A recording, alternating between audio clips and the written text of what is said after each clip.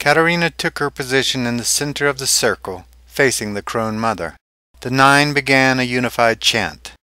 Caterina remained silent, yielding to the trance induced by their voices.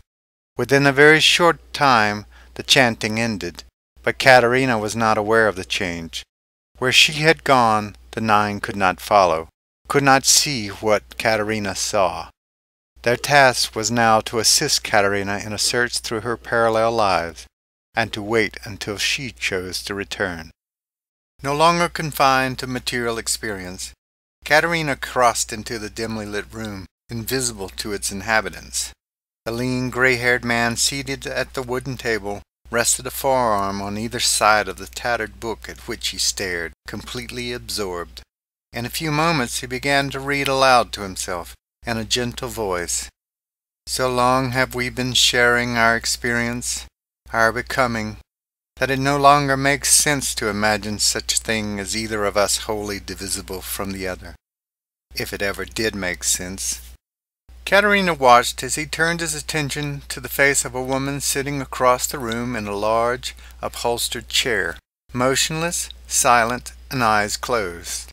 Upon first recognition of that face, Caterina's intimacy with it involuntarily pulled her nearer. It was her own face on which Caterina was gazing. Many years older, but undisputably her face. Though only an observer, Caterina felt herself beginning to fuse into this life, making it her own, and this reality was progressively laying claim to her. She took one last look at her partner in this alternate life, at the partner of this parallel self. This man was surely a manifestation of the one she sought, but it was not him. As Caterina removed herself from this life of hers, she retained traces of it. Though she had visited the place for only moments, that reality had been thoroughly integrated into Caterina's definition of self, into her emotions, and into her mind. The same thing had happened with each parallel life that she had visited today. Good fortune and bad awaited Caterina at the next location she tried to visit. For whatever reason, she was blocked from entering the environment. This meant the spirit of the very person she had come to visit denied her access, so she had been taught.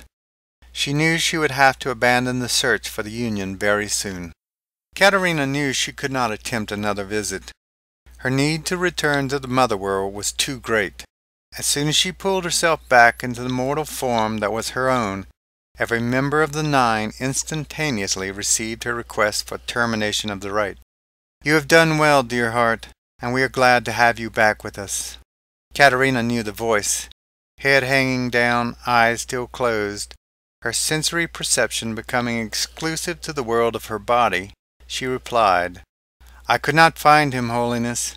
So many manifestations of him, but none of them were the union."